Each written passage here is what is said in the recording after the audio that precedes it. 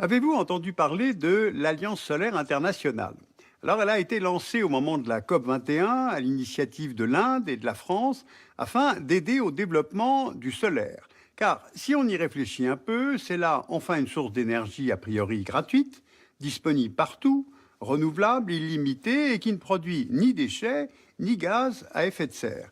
Et de fait, la croissance du secteur s'est beaucoup accélérée ces 10 dernières années.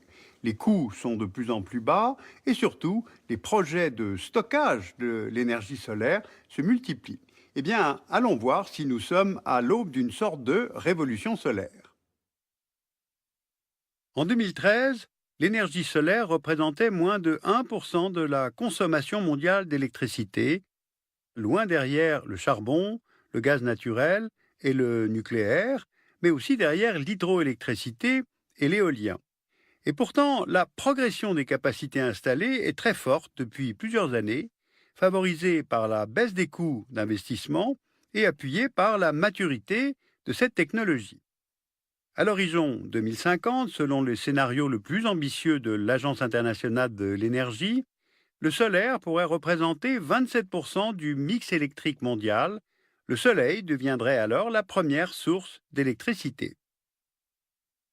Voici une carte montrant l'irradiation solaire sur la Terre.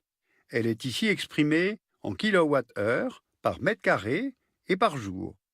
On voit que l'énergie solaire est disponible partout sur Terre.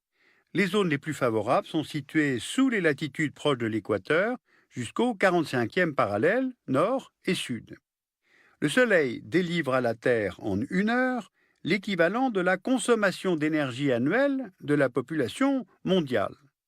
Mais bien sûr, ce potentiel n'est que théorique. Seules les zones terrestres ensoleillées sont réellement disponibles pour la production d'énergie. Et puis il y a aussi des restrictions, notamment techniques et financières. Bien, alors à partir de là, comment l'énergie solaire est-elle exploitée? Première technologie, l'énergie solaire thermique qui transforme le rayonnement solaire en chaleur. Cette chaleur est utilisée essentiellement pour l'habitat. Le thermique représente environ 70% des capacités solaires installées dans le monde. Et d'ailleurs, vous voyez ici les 12 pays qui disposaient des capacités les plus importantes fin 2013. Et la Chine était largement en tête avec 70% de la capacité mondiale. Alors pourquoi une telle domination?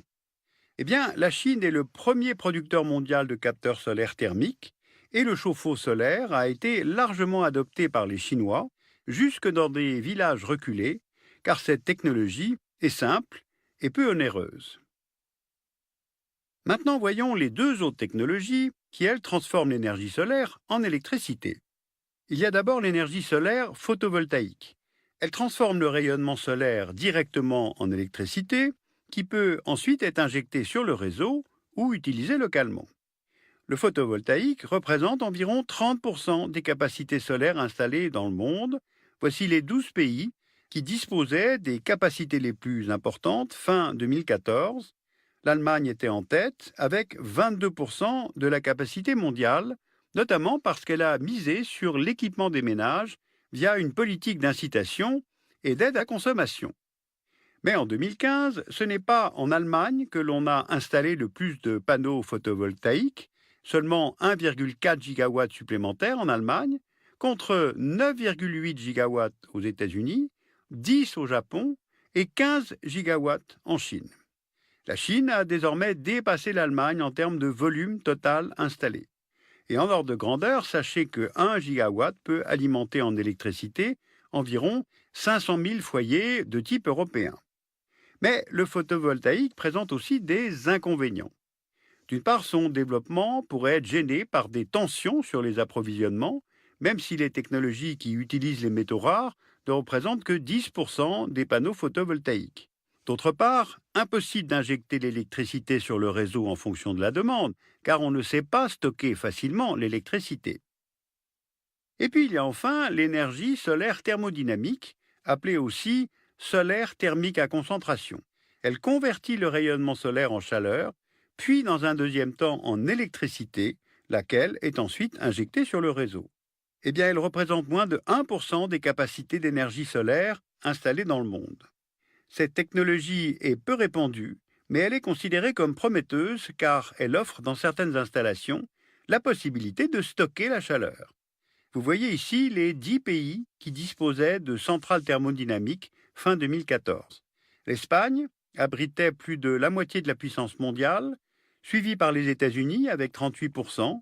Peu de pays disposent de cette technologie car elle n'est viable que dans des régions à forte irradiation directe et qu'elle reste coûteuse. Mais malgré cela, la puissance cumulée des installations thermodynamiques a fortement progressé ces dernières années, comme vous pouvez le voir sur le graphique. 4,4 gigawatts fin 2014 contre 0,4 gigawatts fin 2004, soit une augmentation de 1000% en 10 ans. En 2014, ce sont les États-Unis et dans une moindre mesure l'Inde qui ont contribué à l'augmentation de la capacité mondiale. Les États-Unis ont inauguré 3 centrales en Californie, notamment celle d'Ivanpah dans le désert des Mojave. Cette centrale à Tours est la plus grande centrale thermodynamique du monde. Et quant à l'Inde, elle a inauguré 2 centrales, dont une au Rajasthan, qui est la plus grande centrale à miroir de Fresnel du monde et la plus grande centrale thermodynamique en Asie. Or là, même problème que le photovoltaïque, on ne sait pas bien stocker l'électricité. Et pourtant, dans certaines centrales thermodynamiques, la chaleur peut être dirigée vers un stockage thermique. Alors maintenant, allons voir du côté du Maroc. Début 2016, près de Ouarzazate, a été inaugurée la première tranche d'un complexe destiné à devenir la plus grande centrale thermodynamique du monde. Cette première tranche utilise la technologie des sels fondus qui permet de stocker l'énergie thermique et de pouvoir produire pendant 3 heures, au-delà de la période d'ensoleillement ou après le coucher du soleil. Les deuxième et troisième tranches devraient avoir des capacités de stockage plus importantes, environ 8 heures, ce qui devrait permettre une production d'énergie quasi continue. En 2018, quand toutes les portions seront achevées, sa capacité sera supérieure à celle de la centrale californienne d'Ivanpah. Ce projet, financé notamment par l'Agence française de développement, s'inscrit dans le cadre d'un plan solaire, le plan Nour, ce qui veut dire lumière en arabe, dont l'objectif est d'atteindre 2 gigawatts de capacité de production d'électricité à base d'énergie solaire, et ce d'ici 2020. Ce plan a été lancé il y a quelques années, le Maroc cherchant à réduire sa grande dépendance vis-à-vis des importations énergétiques. Autre pays qui a lancé sa révolution solaire, l'Inde. Ce pays émergent dispose en effet d'une immense surface disponible avec une superficie de 3,3 millions de kilomètres carrés et de 300 jours de soleil par an, notamment dans le nord-ouest du pays.